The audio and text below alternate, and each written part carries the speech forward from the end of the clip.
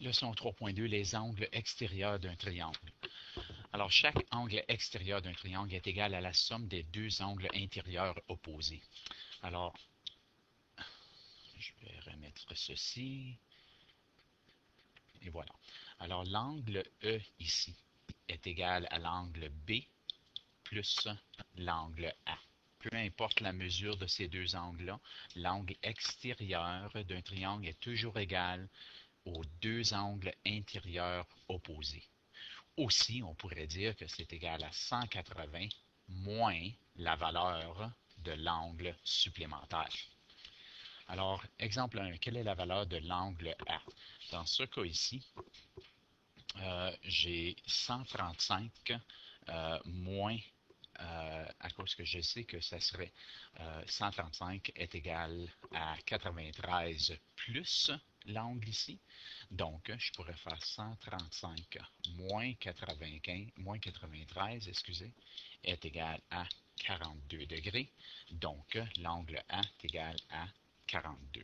La vérification serait 93 plus 42. Ces deux angles ici doivent être égaux à l'angle extérieur, 135. Donc, 135 est bel et bien égal à 135. Alors, la vérification est faite. La somme des trois angles extérieurs d'un triangle est toujours égale à 360.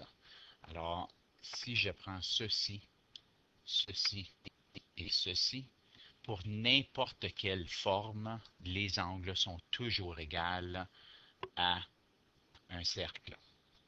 Alors, si vous voyez, ça fait un cercle à peu près, là, parce que mes courbes n'étaient pas parfaites.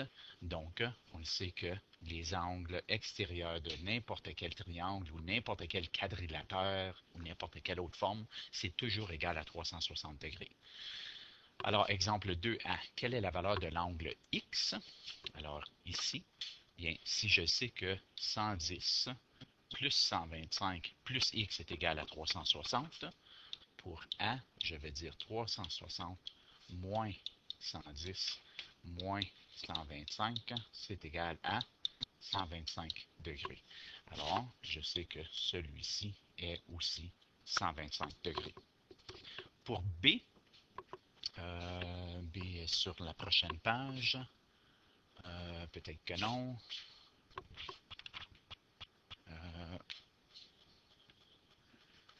B, voilà, je l'avais manqué. Quelles sont les valeurs des angles intérieurs? Bien, pour les angles intérieurs, je sais que 110 plus 70 va me donner 180. 125 plus 55 va me donner 180. Le calcul serait 180 moins 110 est égal à 70. 180 moins 125 est égal à 55. Puis, ceci est la même chose. Alors, on voit aussi que c'est un triangle isocèle, car ces deux angles ici sont pareils. Alors, relève le défi. Détermine la mesure de chacun des angles formés par les poutres de la ferme de toit.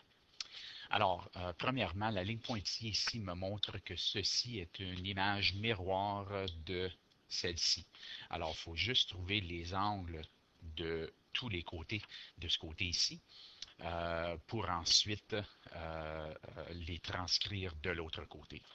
Alors, pour celui-ci, je vais tout simplement commencer par dire que c'est évident que ceci est 90, que le gros angle ici est 90. Je veux faire remarquer que ceci est un triangle isocèle, donc ceci sera 28.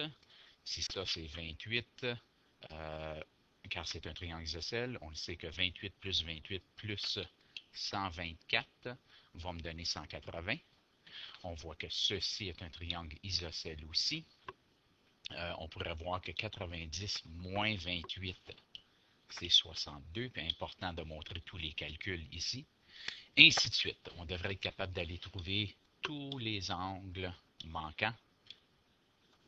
Et vous pouvez faire ça par vous-même. Ainsi qu'il y a des problèmes à faire aux pages 89 et 90.